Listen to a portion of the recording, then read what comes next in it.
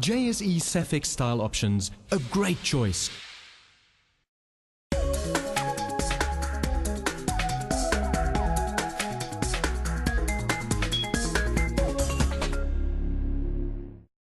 Welcome back to Wealth and Wisdom. We were talking about government bond markets. In particular, we're talking about Nathaniel Rothschild cornering the UK government debt market in 1815 at the eve of the Battle of Waterloo. He got the news before everyone else, sold the bonds down, everyone thought they'd lost, rushed back in and bought them all back up and way more, and he made an absolute fortune once the news got through that they'd won Waterloo. Sadly, it's contested whether it ever happened. There have been fervent denials from descendants of the Rothschild family and their own private records. They say it didn't happen. And that's quite interesting. So nonetheless, it can show you that news and the fate of countries is all quite tied up in this government bond market. In fact, there's a famous line, which is quite interesting, from one of Bill Clinton's most senior advisors, a guy called James Carville. You sometimes see him on the news. He's a really skinny, freaky-looking guy with bald head. He says, "When I die, I want to come back as the government bond market, because then you can intimidate everybody."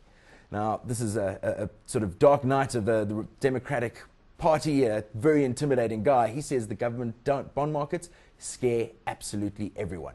So this is a fascinating picture I've got up here. It is the 10-year Treasury constant maturity rate. So what it is it's just looking at the 10-year Treasury. It just keeps moving the bond basket so that it's always got a maturity of 10 years. You can see it starts in about 1960, probably 1962, 1963, and it starts at about 2.5%, maybe 4% up there.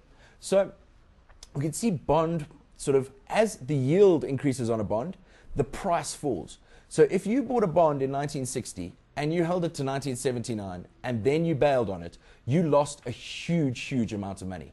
So that was actually a really losing period, because at each stage, the reason this happens is because at each stage you could buy bonds yielding more. Okay, so the price has gone up, you could buy bonds yielding more. So you could now buy one that was yielding 7.5%. Another stage, you could buy one at yielding 10%. If you're one of the bright guys who bought bonds when yields were at 12.5% to 15%, you would have done amazingly well. It's been this incredible bull market for bonds. So if we look at this price, we can see that the market has come right up. I mean, this is rocketing. The bond market has done incredibly well in the States. So that moves is a big move. It means your bond prices are going up and yields are falling. Now, as yields are falling, it means that it's getting cheaper and cheaper for governments to borrow money. So what did the US do from 1979 until 2010? I mean, we heard Dick Cheney, the Vice President of the United States under Bush, saying Reagan's proved deficits don't matter. Only way you can have a deficit is by bond financing. You're borrowing more than you're actually taking in. The US at the moment, they are borrowing $1 trillion more per year than they're taking in taxes. This is a really worrying trend. So there are two big things you have to look at when you're looking at government debt markets. The one is the total amount of the debt. The other is the deficit. Now, the deficit is how much more is the government spending each year than they're taking in taxes. It's the size, how much is the growth rate of the debt as a total. How much are they growing their debt? At the moment, the US is growing at $1 trillion a year. They have $15 trillion in debt. Now, as recently as 10 or 20 years ago, they had less than 5 trillion. So this has been, if you look at the graph, it's like parabolic. It's just increasing exponentially. Very worrying trend in the US and indeed all around the world. Now, let's look at the bond market. Fascinating thing about the bond market, there are no insider trading rules in the bond market. So basically, you can front run the Fed. You can have lunch with Bernanke and then you can go and act on that news and trade on it. That happens all the time. It's sort of a dirty little secret of a lot of bond markets. There's no one to say insider trading, because it's just this big sort of unregulated market, only sophisticated participants in there. If you look at it, bonds trade in clips of like $10 million. So in all these markets, you want to look at trading the news faster than anyone else. Now, in each major market, there are big banks. They trade in government bonds. They are called primary dealers. They are obligated to buy government debt when it is issued. So they offer a price to the government in a bond auction. They keep some of the bonds and they sell on some of the bonds at a profit. The price they offer the government is called a yield. A yield is an interest rate. Thus, the government decides it wants to issue bonds with a 7% coupon and a 10-year duration. This means if you buy the bond for 100 Rand, you'll be paid 7 Rand per year, and you will be paid back 100 Rand, that's the principal, in 2022. Now, there's several risks to trading bonds. Probably the biggest one is inflation. Now, if 100 Rand is worth very little in 2022, then we're being paid back the principal. It's going to be far less valuable than we had thought before.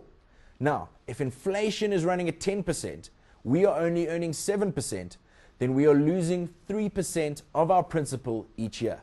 Now, that is called having a negative real rate of return. Now, another worry about inflation is for foreign investors. If they're worried that a country's currency may depreciate, then they may want to sell their bonds. That causes all sorts of problems if they all try and sell at once. Another risk we have to watch out for in government bonds is credit risk or default risk. If the government is unwilling or unable to pay us back, we could lose our money. So it's quite hard to attach any assets of the government. They're a government, and many countries have defaulted on their debts over the years, including fairly recently Iceland, Greece, and Argentina. Fascinating one is Russia, because in 1998, Russia defaulted on their debts. Now, 1997, we had the Asian emerging market crisis in Indonesia. It was the yields were spiking up. Russia decided not to pay in 98. So you can see the graph, boom, and then it rockets up again. They had the money, they decided not to pay. It was a political issue that in their country, the Western capital was seen as parasitic. So we've got to look at these risks, risky behavior of governments and growing deficits, and the impact that has on the world. One of the biggest impacts it can have is on inflation. And that's what we're going to be talking about in our next episode, is inflation. We're going to be talking about how it links to the government bond market. Sadly, that's all we have time for this week. Thanks for watching Wealth and Wisdom.